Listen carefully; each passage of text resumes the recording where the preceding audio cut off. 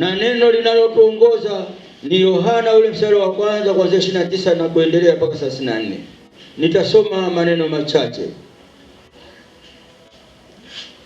Anasema, siku ya pili yake amwona Yesu anakuja kwake, akasema, tazama mwana kondoo aichukua dhambi ya ulimwengu. Huyu ndiye aliyenena habari zake ya kwamba yuaja nyuma yangu ambaye amekuwa mbele yangu, kwa maana alikuwa kabla yangu, wala mimi sikumjua, lakini kusudi aidhihirishe kwa Israeli, ndio maana mimi nalikuja nikibatiza kwa maji, kwa jina la Baba na Mwana na Roho Mtakatifu. Bwana Yesu asifiwe. Basi katika Biblia kuna aina 3 za ubatizo. Katika Biblia kuna aina 3 za ubatizo. Aina ya kwanza ya ubatizo wa Agano la Kale ambalo la Musa ilikuwa ni tohara. Haya maneno tunayakuta katika Mambo ya Walawi 12:1-3. Bwana Yesu asifiwe sana. Huo ni ubatizo wa kwanza ambao katika Biblia kama unavyosema. Ubatizo wa pili ni huu wa Yohana Mbatizaji ambao wa toba na maji, ambao utaupata katika Yohana sura ile ya kwanza mstari 31 hadi 33. Bwana asifiwe sana. Huo ni ubatizo wa pili kwenye Biblia. Katika ubatizo wa tatu kwenye Biblia, ubatizo wa Yesu Kristo ambao wa Roho Mtakatifu na moto, ambao huu tutaupata katika Mathayo 3:11 sura ya 11. Mathayo 3 sura ya 11, ambayo inasema, kweli mimi nabatiza kwa maji kwa ajili ya toba, bali yeye ajaye nyuma yangu ana nguvu kuliko mimi, wala mimi sistahili kuichukua viatu vyake.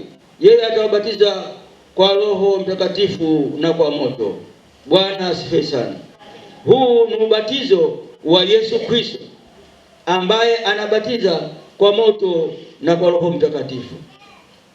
Yohana anamwona Yesu anakuja kwake, anaanza kusema maneno haya, tazama mwana kondoo aichukuaye dhambi ya ulimwengu. Yohana anashuhudia Yesu moja kwa moja kwamba ndiye atakayekuja kutuokoa sisi wanadamu pamoja na dhambi zetu. Bwana Yesu asifiwe sana. Na maneno haya utayakuta kama ilivyotabiriwa na nabii Isaya 53:5-7.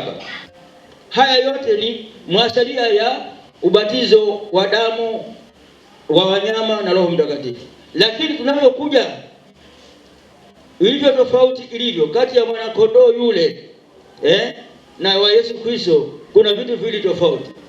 Bwana asifiwe sana.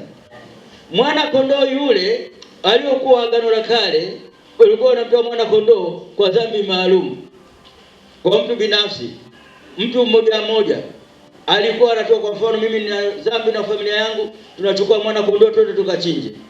Tunachinja kule, tunatakitiza, tunarudi, tunakubali, tunanini, tumesafisha.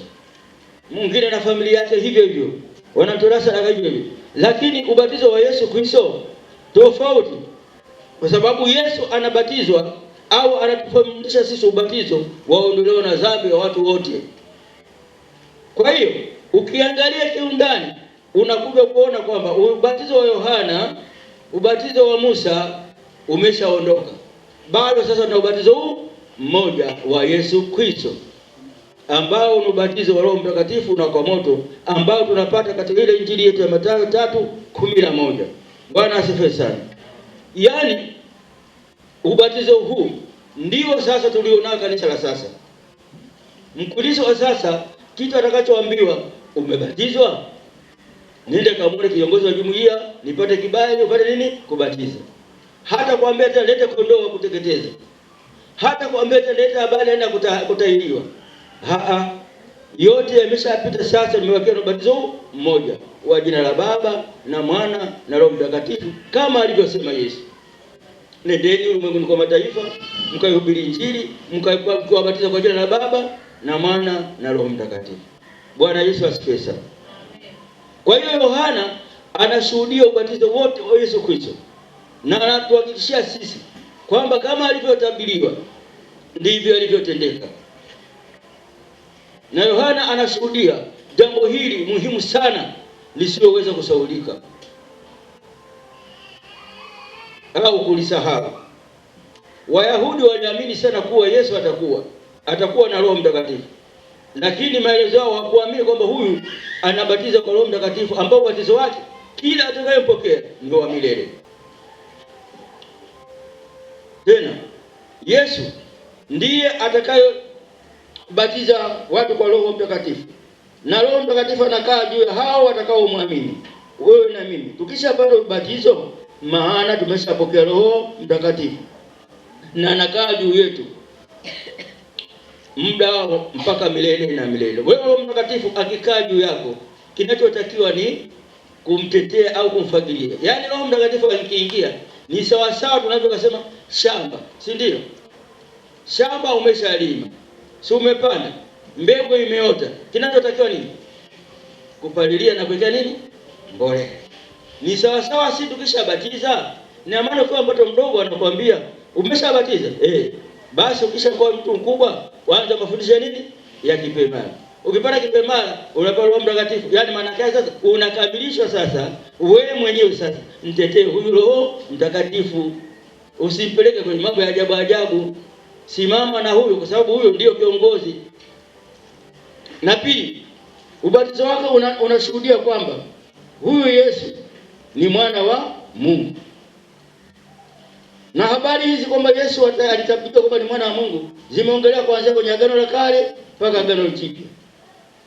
Ukiangalia katika Agano Kale, Zaburi ya 22 mstari wa 7 unasema juu ya mwana wa Mungu wa Yesu. Zaburi ya 89 mstari wa 26 hadi 29 inaongelea juu ya Mungu wa Yesu. Ukiangalia Samueli wa pili 7:13 hadi 14 inaongelea juu mwana wa Mungu. Ukija kwenye Agano Jipya unakuta tena maneno hayo ambayo unakuta katika Mathayo 3:17 inasema juu ya mwana wa Mungu. Kwa hiyo vyote ukichanganya unakuta kwamba Mungu ni peke yake mwenye mamlaka juu yetu sisi. Na pia ubatizo wa Mungu, ubatizo wa Musa, ubatizo wa Yohana, sasa hapa umekwisha. Bwana asifiwe. Sasa tumebakiwa na ubatizo ile mmoja wa Yesu Kristo. Na katika ubatizo huo ndipo leo Yesu anajifunua kwetu.